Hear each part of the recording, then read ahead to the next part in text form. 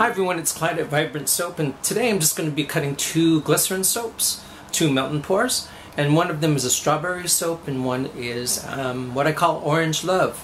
And it's not a making of video, but as I cut them I'll talk a little bit about how I poured it and what kind of embeds I made. So let's get started. Okay, so the first one I'm going to cut I've never made before. This is a strawberry scented soap. It smells great.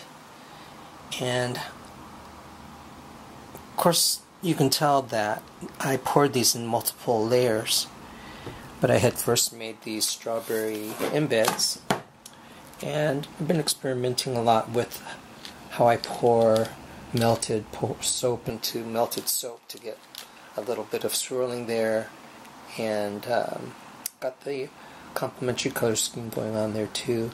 Tilted the mold several times to get these angles, and I'm really playing around with a mix of transparently mixed soap and opaque soap, and the big difference there is just mixing in some white to make the soap opaque.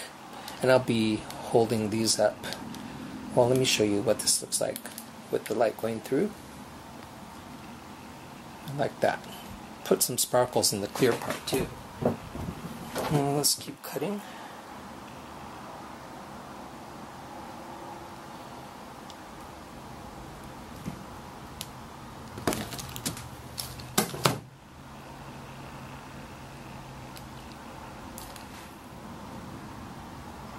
One color scheme that I don't really talk about much is something called a monochromatic, which is what it sounds like. It's basically one color, but I like the contrast of using different colors, so I rarely go there. But that would be like me using reds and pinks and maroons, keeping it all red, but I like the burst of green and such to set things off.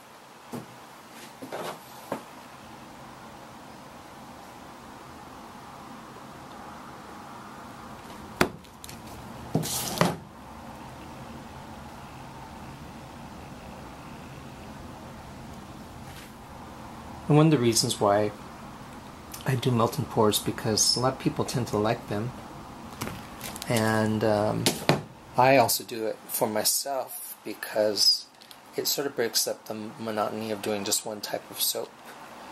And I can do designs in melt and pour that I can't do in cold process, so I like to play around with the different looks of soaps and like the transparency of melt and pour.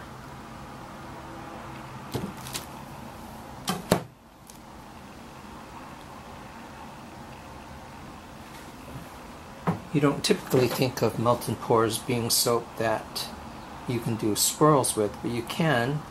It's just a matter of keeping two different colors of the soap melted so you can pour them at about the same time. But it's also about knowing what happens when the soap cools down a little bit.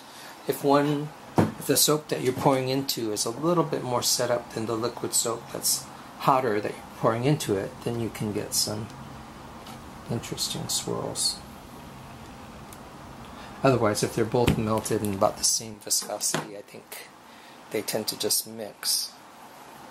So here you can see I poured some red melt and pour into some pink melt and pour and some white also, so you get a little bit of swirling there. You can see that more there. And I only tend to add some additional shea butter to the opaque portion because I think sometimes the shea butter can add some opaqueness to the soap, so I don't want that in the clear portions.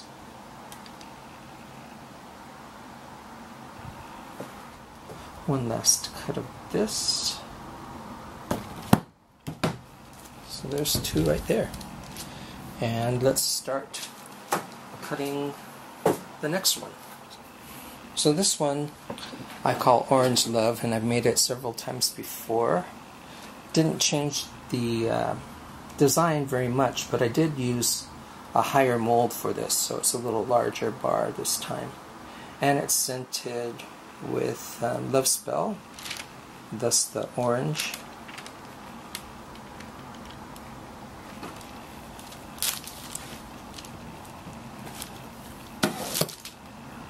And I'll hold that up to the light too so you can see that. I'll probably hold this one up to the light. It's my first whole piece.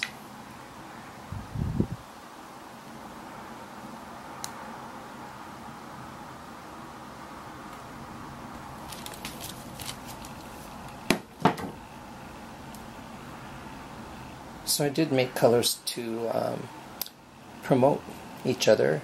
In other words, the orange pops because the complementary color is blue, but I made a pastel version of that because I wanted that part to be opaque.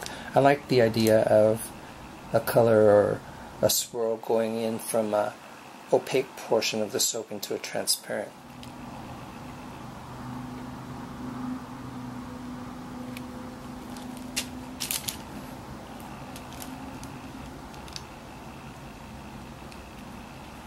This soap, I need to do a lot of trimming of the embeds, so rather than waste the pieces that I get when I trim, I incorporate that into the design of the soap, so you see some of that.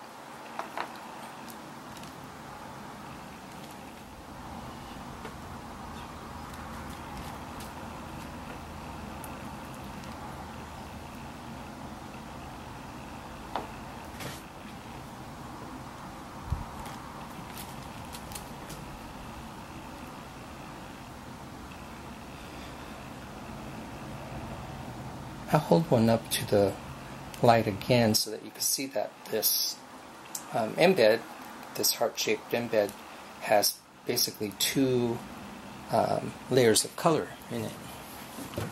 I just thought that would make it more interesting.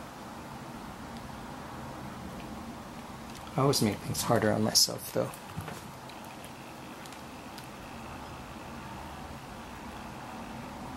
This is poured in a flat silicone mold, and then I bend it, I curve it, and I do add some additional liquid glycerin to the melt and pour so that it is a little more flexible. Otherwise it's difficult to bend without breaking.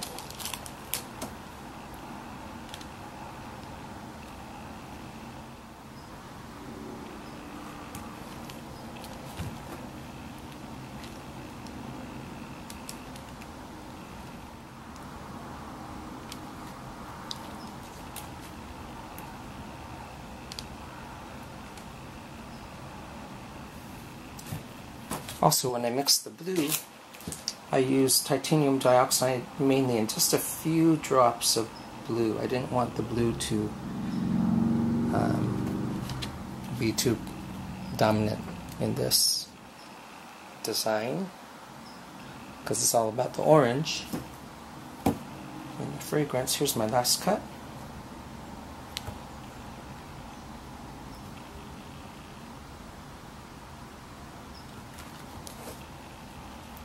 You can see how transparent that end piece is since it's so thin. And that's it. So there is my orange love soap, and here is my new strawberry soap. Both melt and pours. So thanks for watching, and I will be back to making cold process again one of these days. But if you're ever preparing for a certain event, there's an order to produce the soap, and that is to make all the cold process first because it needs to cure. And so that's all curing, and I can make as much glycerin soaps or melt and pour soaps all the way up to the start date of the summer concerts that I sell soap at. So thanks for watching again, and hopefully I'll be able to make another video real soon. Thanks again for subscribing and your comments. I really appreciate it. See you later. Bye.